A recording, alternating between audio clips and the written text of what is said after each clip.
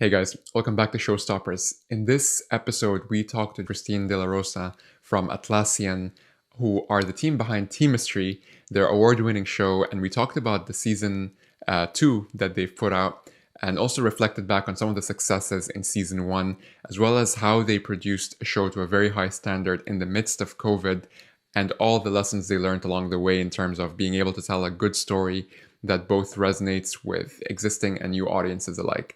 Tons of value in this one. I really hope you enjoy it. Check it out.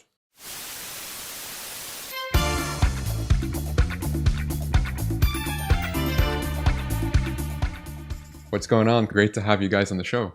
Hey, Kareem, thanks for chatting with us. Hey guys. All right. So perhaps for people who have not met you before, do you want to tell us a little bit about yourselves and your roles? Christine, perhaps we can start with you.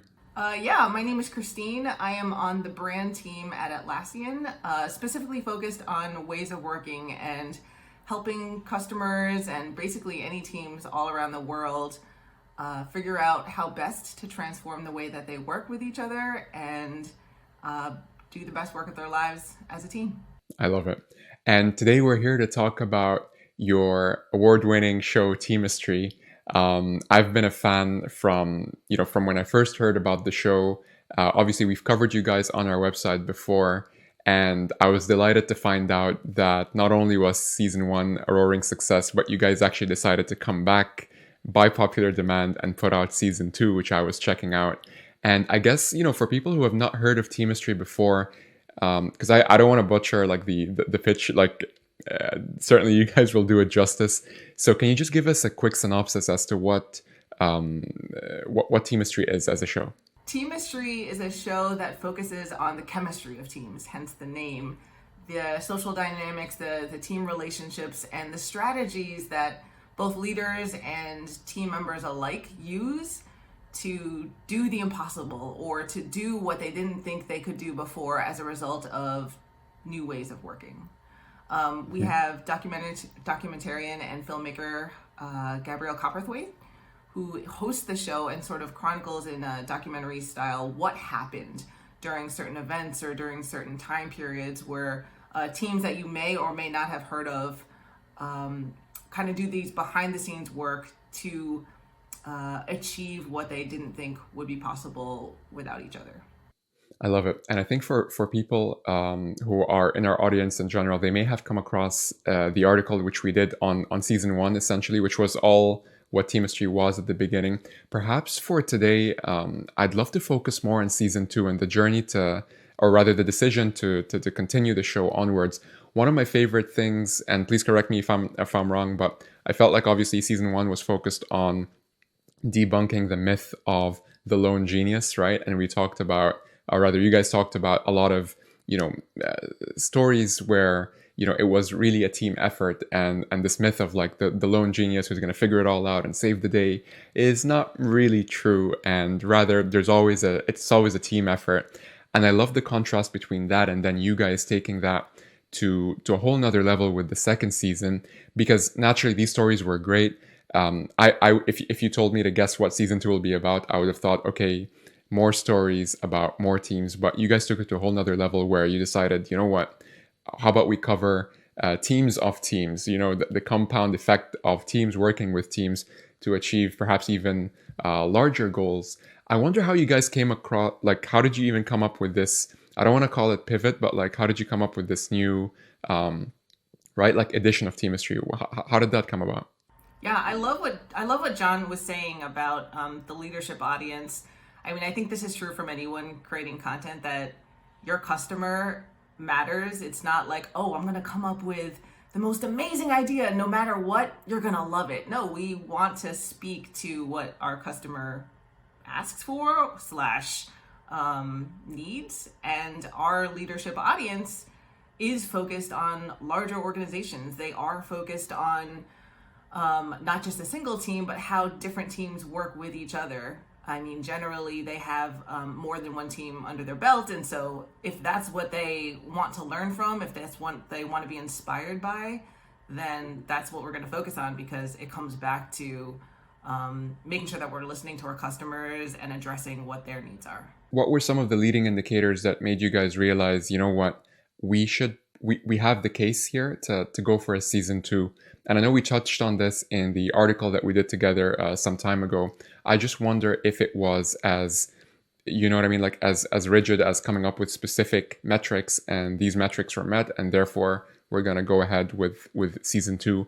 Whether there were other leading indicators that helped you guys. Are we hitting our critical mission? I mean, we want to support teams. We want to make companies better. We want to make the collaboration process easier.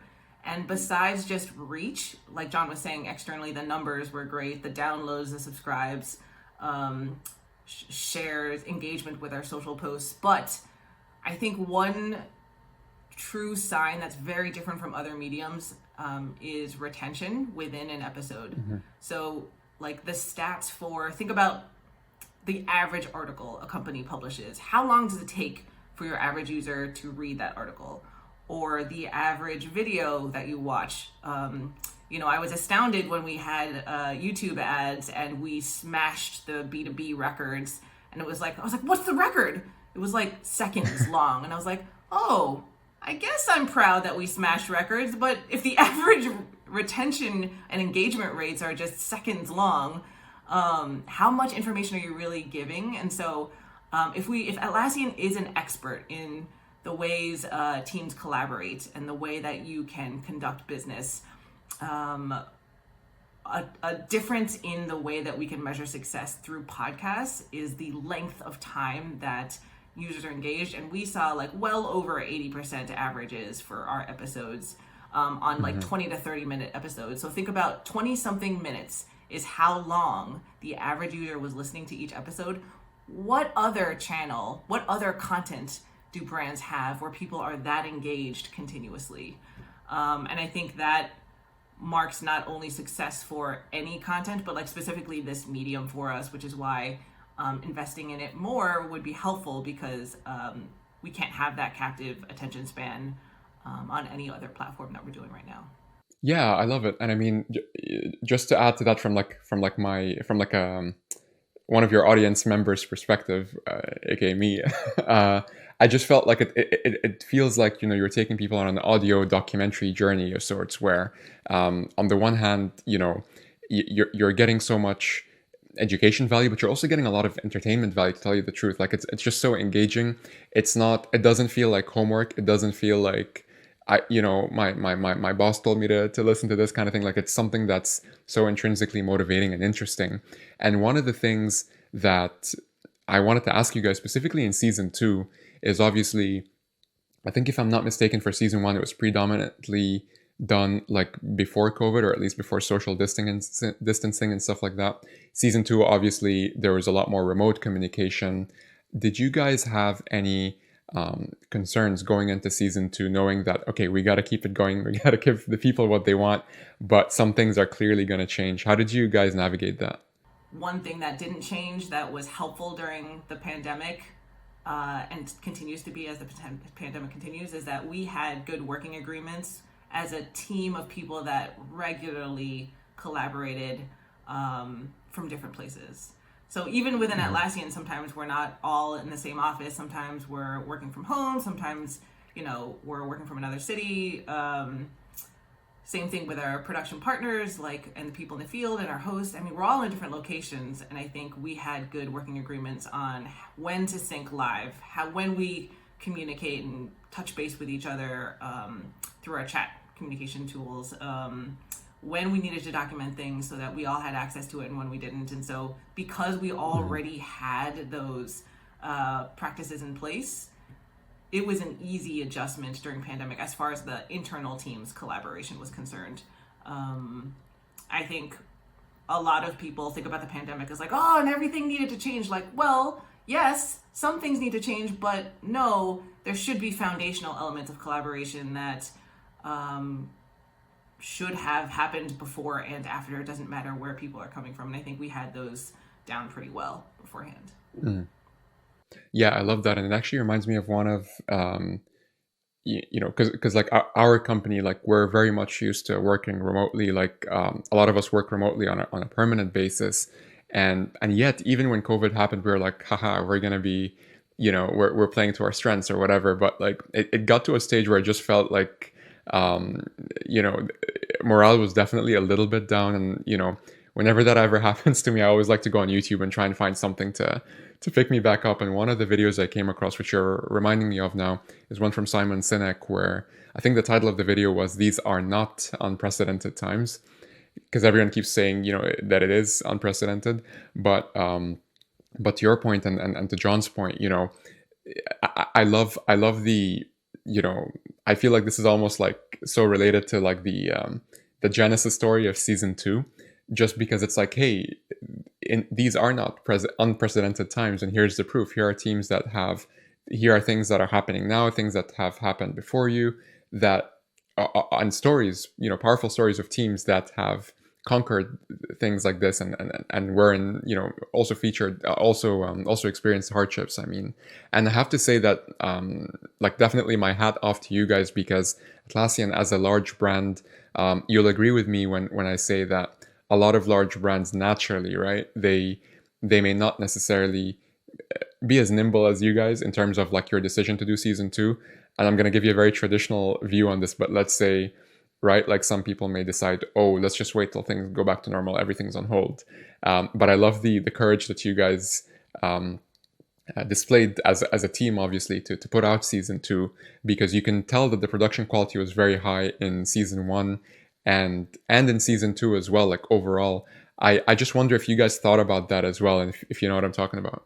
Yeah, we didn't want to risk like a lower quality product simply because of different working circumstances, and we definitely thought about it. But after like a point in discussion where we said, so we're gonna have to change the way that we record, we're gonna have to change the order in which we review different takes and reads. I mean, we had the conversation. So one, I think that's important for all teams to know, that you should, if changes happen, you should reassess what you're doing. And because we were able to find a way to continue having that high quality production, it wasn't too hard of a decision. It wasn't too much of a risk to take, because we tried to figure it out.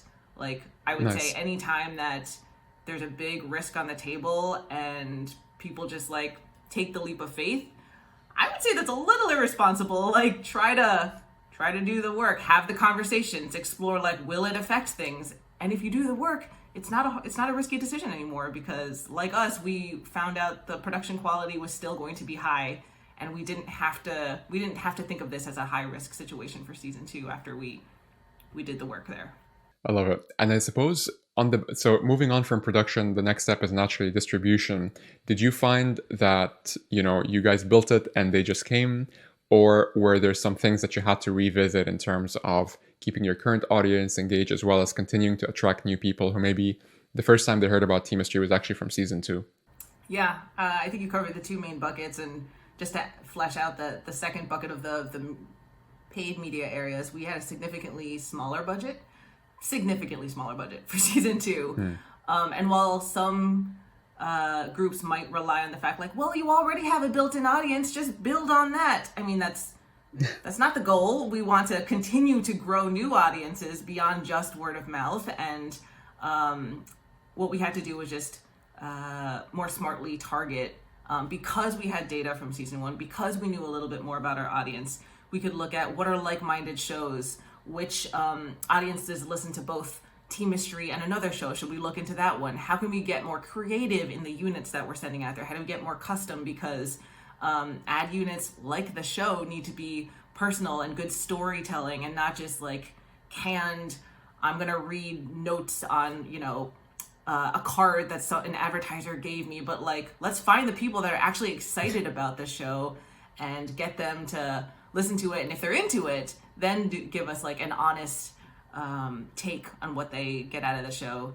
So from both targeting clusters of audiences that were a little bit more likely to subscribe to the show, to customizing our ad units to be more personalized and human, again, like the show, I think we did a better job in terms of usage of the limited paid funds as well.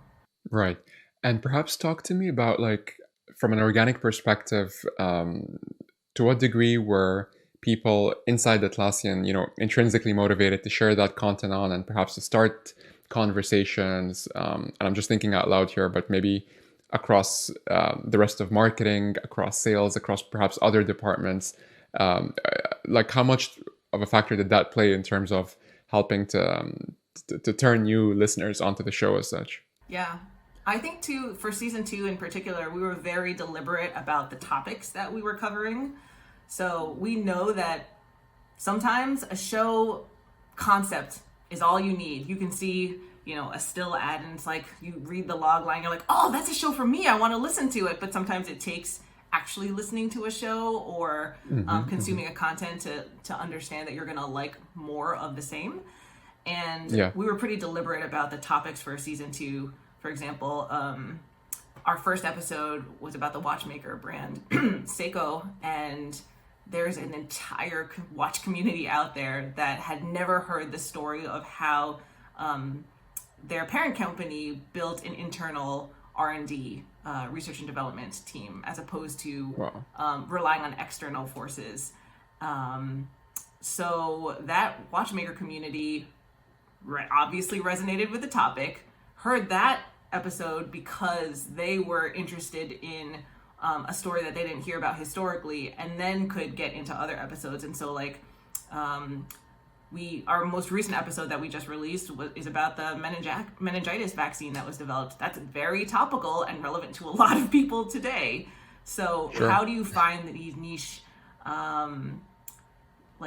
tiny topics that can really strongly resonate with groups? Like, you don't have to have an episode that's going to resonate for everybody, single person. Like, we can have differences that appeal to different groups, because the deeper we go, I think the more willing people will be to share, talk about, and get excited about the whole show. And that's, I think, what helps with organic growth, for people to be that excited to actually advocate and then share pieces of information with like-minded folks. That definitely came across, and obviously the strong connection between, or rather the strong highlight on the teamwork behind all of it.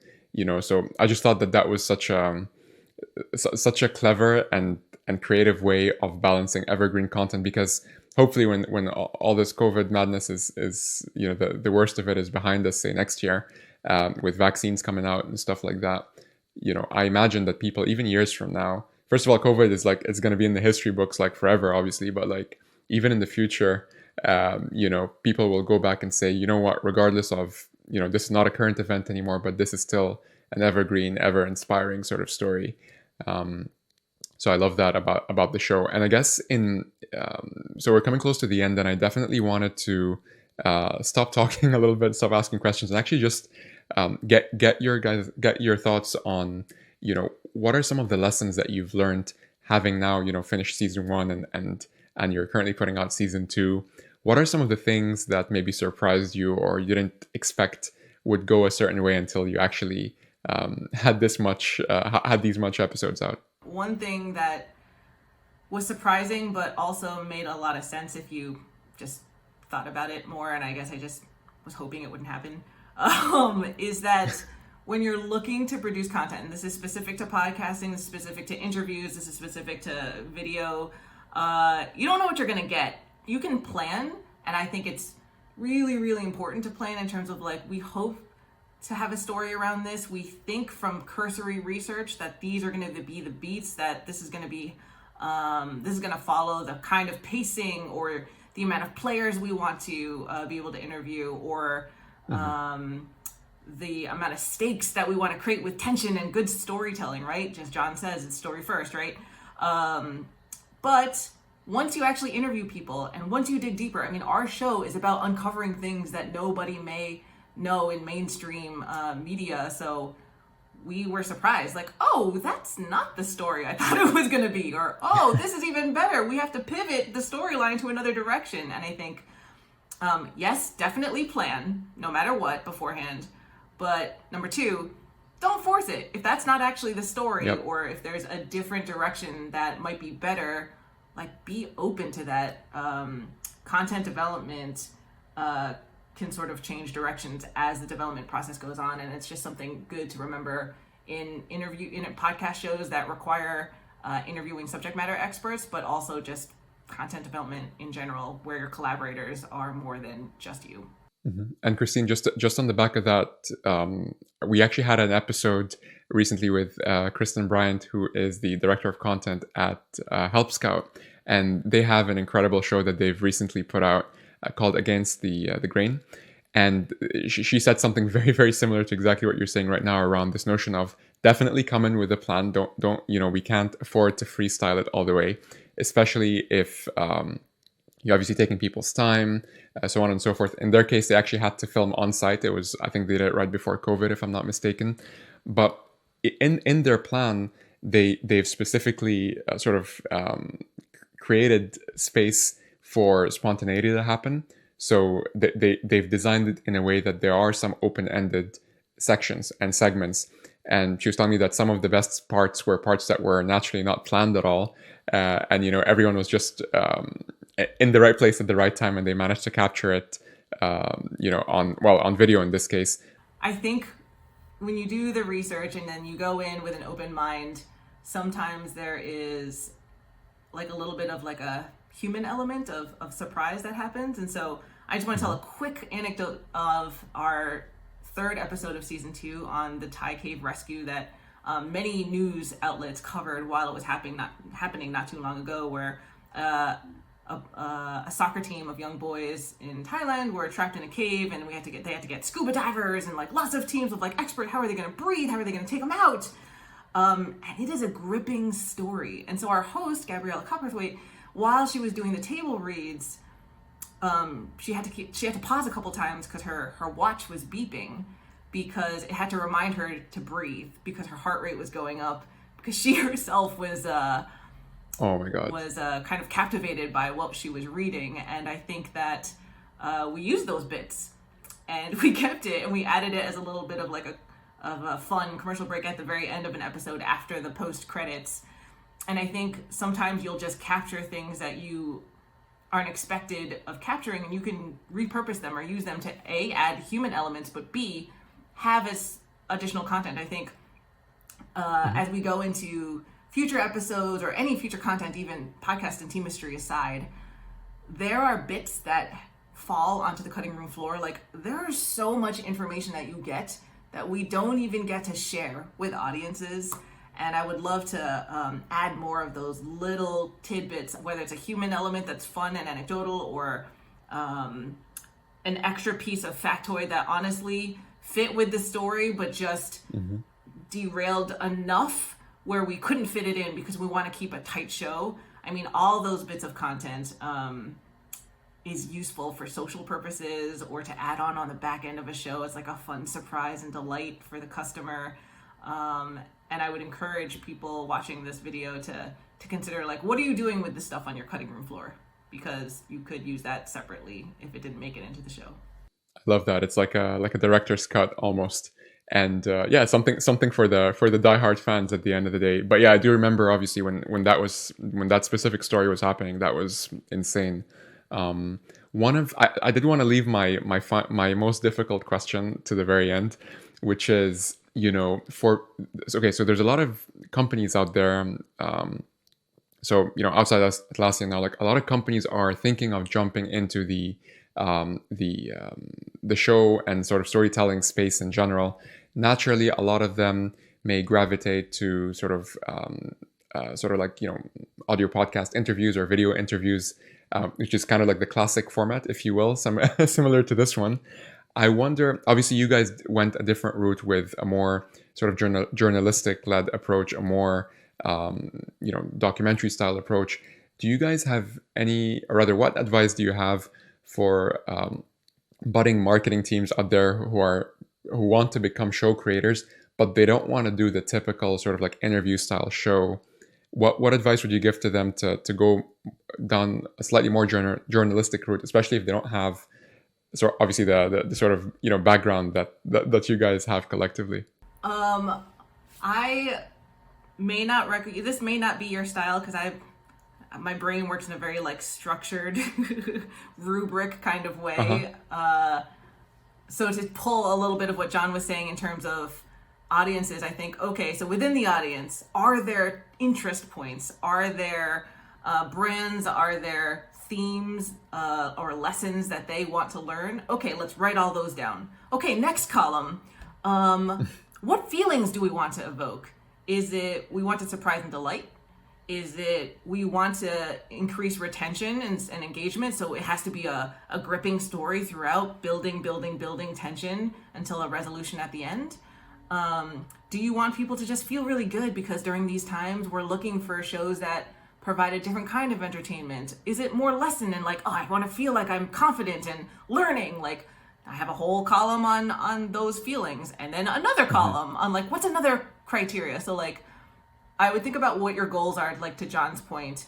If it's nailing it in resonance with the audience, have a whole column full of, top 3 things that your audience is interested in. Right. What outcomes do you need? What actions or behaviors do you need them to do? If it's to subscribe or to have trust in your expertise, like think about that feelings column that I just talked about. All right, what's your next metric? Do you know what I mean? And it's a whole rubric of your top 1 to 3 things in each of these must-have criteria that relate to your metrics of success, and then finding stories that kind of tick the box across all of them on a superficial level, and then kind of fingers crossed go in and start the interviews and see if any continue to go. Like I'll tell you, we started out with much more story ideas that we chased than we actually produced. Because not all of the stories, fit that criteria, and not all of the interviews fulfilled what we had planned or what we thought might come out of it. So we had to start out from like a much greater place of options and whittle it down based on all that criteria. Yeah, that's that's some powerful stuff, because I think ultimately, like, it's otherwise it's too abstract, right? Like, how do you even begin finding a story that is on the one hand worth telling, but on the other hand, is related to the company's strategic priorities, but in this on a third hand, on the third proverbial hand, is not something that is overdone to the point that it's like an infomercial essentially, so I think you guys have done an incredible balance of that, and I think the results definitely speak for themselves for both seasons. And we can stay here for hours talking together, but I'm super conscious of your guys' time. I just wanted to say thank you for joining me today. My final question is: where can people find the show online? Where can they find Teamistry? Overcast, Pocket Cast, Stitcher. Yeah, I think the kicker, I'm sure you can see it in the description of this video, but Teamistry is spelled Teamistry,